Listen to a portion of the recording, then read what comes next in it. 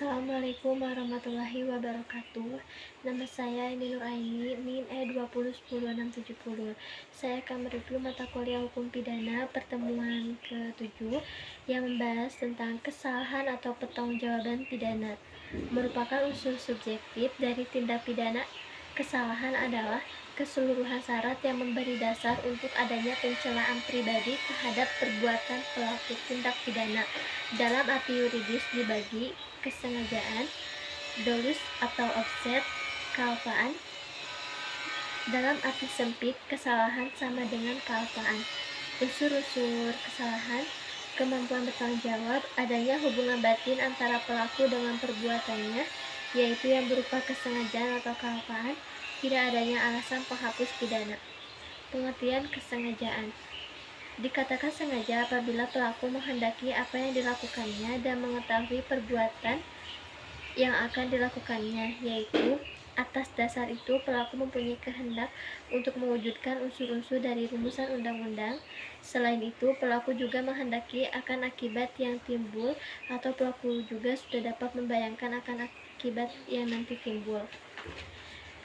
Bentuk kesengajaan: 1. Kesengajaan dengan maksud bertujuan untuk mencapai tujuan, yaitu bentuk kesengajaan yang paling sederhana di mana perbuatan pelaku ditujukan untuk menimbulkan perbuatan yang dilarang dan pelaku menghendaki perbuatan tersebut beserta akibatnya. Kedua, kesengajaan dengan sadar kepastian atau keharusan.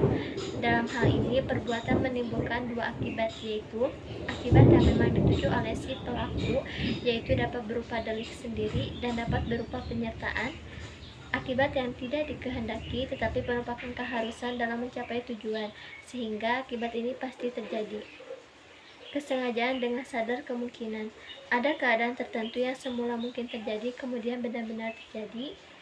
Kemudian teori apa boleh buat. Dalam teori ini keadaan batin si pelaku terhadap perbuatannya adalah akibat itu sebenarnya tidak dikehendaki, bahkan pelaku benci atau takut akan kemungkinan timbulnya akibat tersebut. Akan tetapi, meskipun demikian ia menghendakinya, namun apabila keadaan atau akibat itu timbul, apa boleh buat hak itu diterimanya juga. Ini berarti pelaku berani memikul resiko. Sifat kesengajaan: 1. Kesengajaan berwarna. Sengaja melakukan perbuatan berarti sengaja untuk berbuat jahat. Jadi kesengajaan perlu ada kesadaran dari pelaku terhadap perbuatan yang dilarang. Dengan kata lain, kesengajaan berarti kesadaran dari si pelaku terhadap perbuatan melawan hukum. Atas dasar itu, kesadaran menjadi syarat untuk dapat dipidananya pelaku. Ajaran ini sudah tidak dianut lagi karena memberikan beban yang berat kepada penuntut umum dan terutama hakim. Dalam ajaran ini, hakim harus membuktikan bahwa pelaku dalam melakukan tindak pidana selain menghendaki perbuatannya juga mengetahui dan menyadari bahwa perbuatannya dilarang dan diancam dengan pidana oleh undang-undang. Kedua, kesengajaan tidak berwarna. Untuk dapat dipidana, pelaku cukup hanya dengan menghendaki perbuatannya dan tidak diharuskan mengetahui atau menyadari bahwa perbuatannya dilarang dan diancam dengan pidana. Ajaran inilah yang dianut oleh Undang-Undang atau Hukum Pidana Indonesia. Hukum Pidana Indonesia berlaku asas lex dura sedita scripta, yaitu dengan diundangkannya hukum pidana, maka setiap orang dianggap mengetahuinya. Pembagian atau jenis-jenis kesengajaan.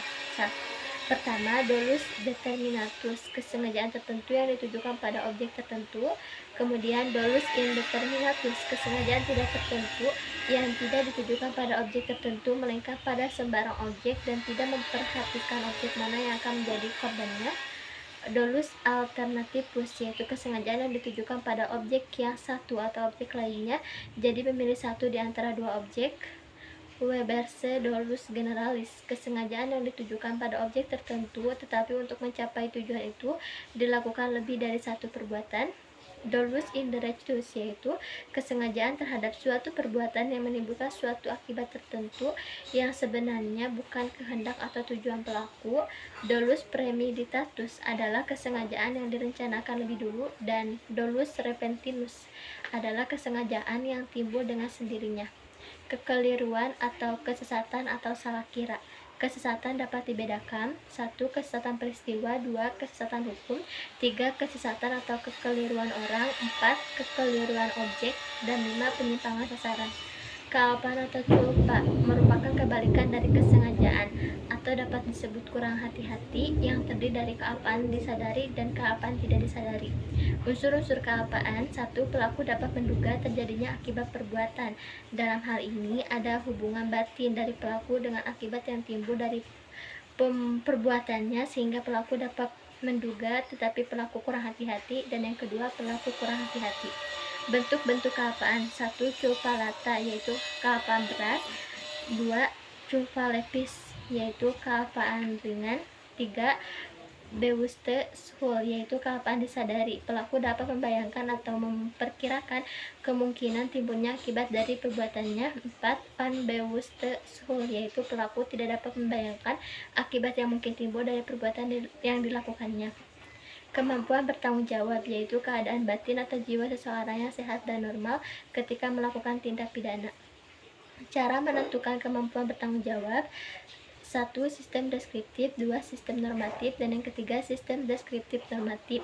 KUHP Indonesia menganut sistem deskriptif normatif dengan alasan deskriptif artinya keadaan jiwa pelaku digambarkan oleh psikiater, dan normatif artinya hakimlah yang menilai dan menyimpulkan perbuatan tersebut mampu atau tidak mampu didasarkan pada hasil pemeriksaan di pengadilan.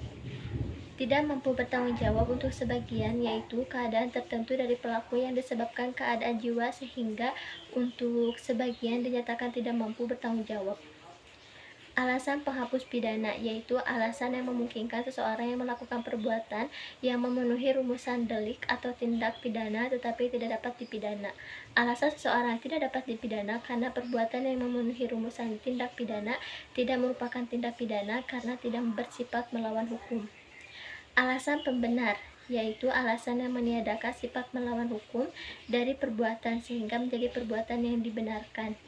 Alasan pembenar terbagi dalam alasan pembenar umum yang terdiri dari daya paksa, bela paksa, dan melaksanakan perintah undang-undang, dan perintah jabatan yang sah. Kedua, alasan pembenar khusus, dan yang ketiga, alasan pembenar di luar undang-undang. Kemudian, alasan pemaaf, yaitu alasan yang meniadakan kesalahan pelaku tindak pidana sehingga pelaku yang melakukan perbuatan yang bersifat melawan hukum tidak dipidana karena tidak ada kesalahan. Alasan pemaaf terdiri dari alasan pemaaf umum. Yang pertama, A. Ketidakmampuan bertanggung jawab, B. Daya paksa dalam arti sempit, C. Bela paksa yang melampaui batas, D. Perintah jabatan yang tidak sah. Yang kedua, alasan pemaaf khusus, dan yang ketiga, alasan pemaaf di luar undang-undang. Daya paksa adalah setiap kekuatan, setiap paksaan, setiap tekanan yang tidak dapat ditahan. Dalam doktrin daya paksa dibedakan. Daya paksa absolut adalah daya paksa yang sama sekali tidak dapat ditahan, baik secara fisik maupun psikis. Yang kedua, daya paksa relatif, yaitu daya paksa yang masih dapat ditahan dengan berbuat lain, tetapi yang bersangkutan tidak melakukan perlawanan sehingga tidak perlu dilawan. Kemudian bela paksa diatur dalam pasal 49 ayat 1 KUHP yang disebut alasan penghapus atau peniadaan pidana. Syarat-syaratnya: 1. Perbuatan harus terpaksa dilakukan untuk pembelaan yang sangat perlu karena tidak ada jalan lain. 2. Perbuatan tersebut dilakukan karena ada serangan yang sekonyong-konyong atau mendadak dan seketika itu juga. Ketiga, pembelaan itu hanya dapat dilakukan untuk kepentingan hukum yang ditentukan secara limitatif, yaitu diri sendiri atau orang lain, kehormatan kesusilaan sendiri atau orang lain, dan harta benda sendiri atau orang lain. Bela paksa yang melampaui batas yaitu diatur dalam pasal 49 ayat 2, yaitu berupa melampaui batas pembelaan yang diperlukan, pembelaan yang dilakukan sebagai akibat yang langsung dari guncangan jiwa yang hebat. Keguncangan jiwa yang hebat itu diakibatkan oleh adanya serangan. Sekian review dari saya, kurang dan lebihnya mohon maaf. Wassalamualaikum warahmatullahi wabarakatuh.